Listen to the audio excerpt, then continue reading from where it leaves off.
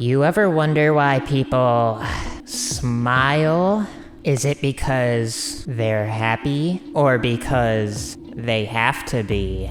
Alright, this is it. Come on, Nintendo. Don't screw this up. You know, I think smiles are funny. You can't always tell if someone means it. You wanna see what's behind mine? Oh, what a wonderful day! Let's play! Let's giggle! Let's have so much fun together! Wait. What? No. No. What is this? Let's turn those frowns upside down. Are you kidding me? This was supposed to be Nintendo's big horror game. What is this clown show? I miss Eternal Darkness. Nintendo had the perfect opportunity to dive into horror. Instead, they made another visual novel game. But here's the real question. Have they ever truly committed to horror in the first place? While Nintendo has explored darker themes in games like Luigi's Mansion and Majora's Mask, they've never fully embraced horror. These titles are eerie, but still family-friendly. Nintendo also helped fund Eternal Darkness with Silicon Knights. It wasn't just Nintendo's darkest game. It was one of the most unique horror games ever made, using sanity effects to break the fourth wall in ways that we don't see today. Nintendo has retained the IP for 23 years and hasn't touched the franchise since. And if you think that somehow they might bring it back someday, after a lawsuit with Epic Games, Silicon Knights no longer exists. Nintendo likely doesn't see Eternal Darkness as a franchise worth saving, unlike most Mario and Luigi games, which had more enduring appeal. Grandpa's funeral took place today.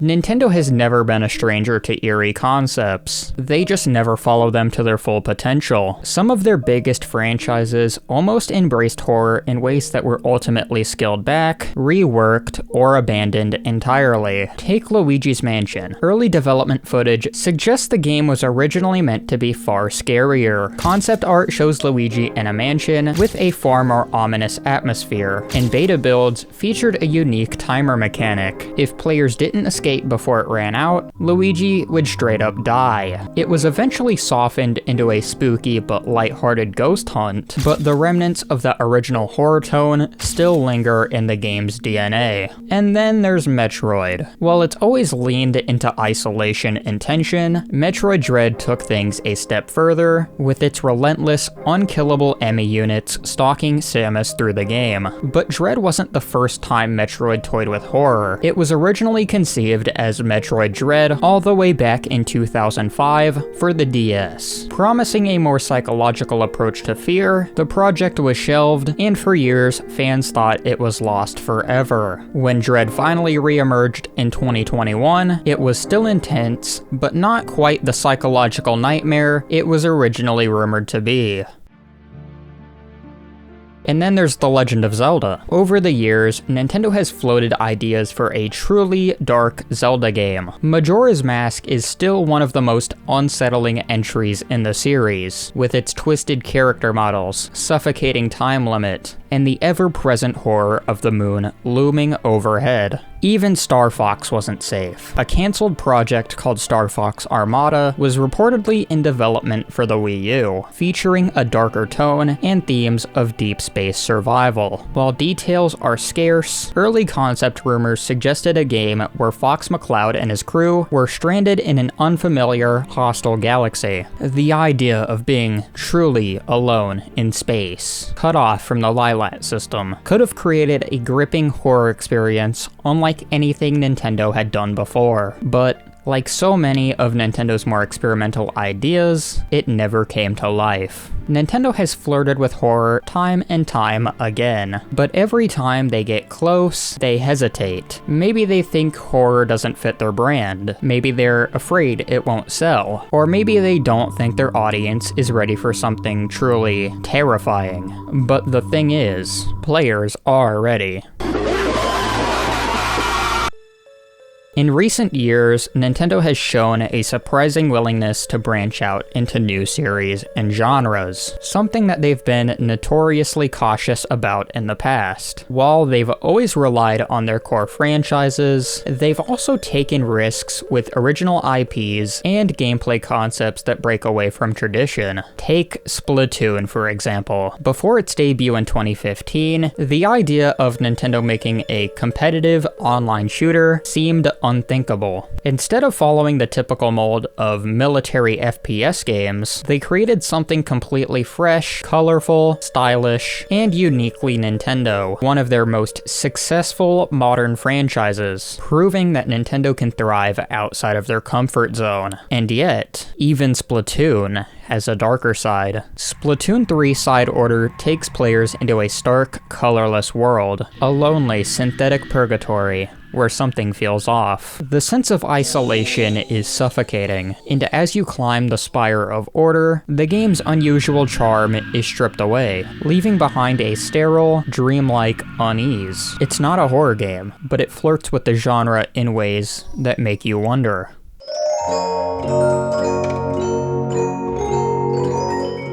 Nintendo may be known for family-friendly experiences, but the horror genre has never been bigger. Resident Evil keeps breaking sales records, Silent Hill is making a comeback, and even indie horror games like Five Nights at Freddy's and Little Nightmares have massive followings. There's a clear demand for horror, one that Nintendo has barely touched beyond Luigi's Mansion and a few unsettling moments in other games. The point is, Nintendo can do horror, they just haven't committed.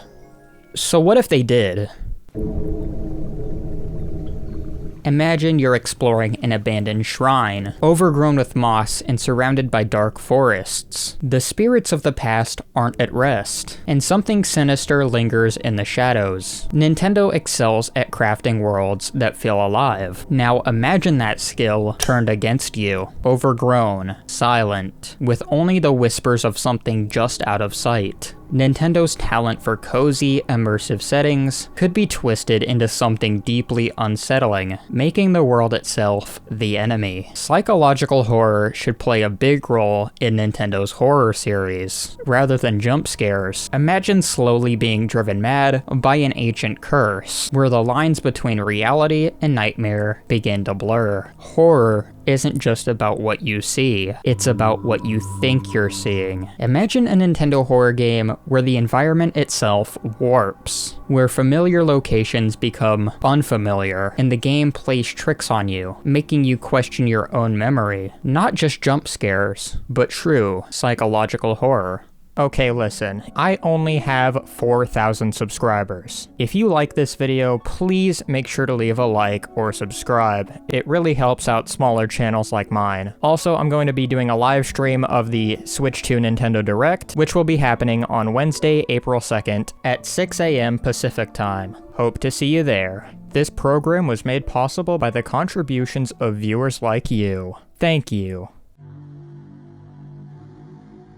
Japanese folklore is filled with bizarre and terrifying creatures. Yokai, Tengu, Kappa. These mythological beings could make for some of the creepiest enemies in any game. Rather than just being traditional monsters to fight, they could be intricately woven into the story, each with its own backstory and motivations. A Tengu might challenge the player in a battle of wits, while a Kappa might trick them into dangerous waters. The supernatural beings would keep players on edge, not knowing what mythological horror awaits around the next corner. At the heart of many Japanese horror stories are curses, rituals, and the consequences of disturbing the dead. Nintendo could craft a story revolving around an ancient curse, where the player must stop a ritual from unleashing a terrible evil. As players explore the world, they'd encounter mysterious symbols, strange objects, and hidden messages, each one bringing them closer to unlocking the curse's secrets. This immersive gameplay would force players to confront the weight of their actions, whether they break the curse or become its next victim.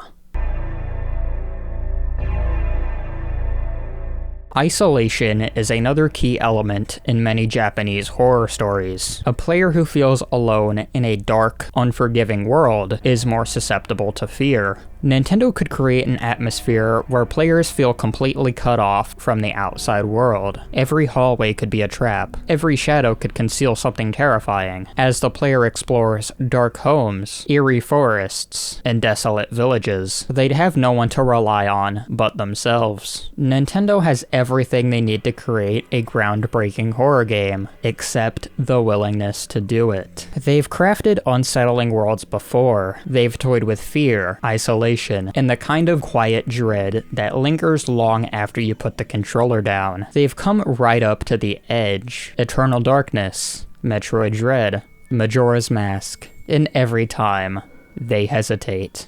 Maybe they think horror doesn't fit their image. Maybe they don't see the demand. Maybe they're afraid of what happens when they step too far into the dark. But hesitation is a funny thing. It doesn't just stop you from moving forward, it keeps you stuck while the rest of the world moves on. And horror? Horror doesn't wait. It creeps in, filling the empty spaces hesitation leaves behind. Nintendo stands at the threshold, the door to something new and terrifying cracked open, just enough to see what's inside. But instead of stepping forward, they linger, they stall, they turn away. Maybe someday they'll find the courage to cross that line, or maybe, when they finally look back, they'll realize the moment has already passed, and something else has already stepped through instead.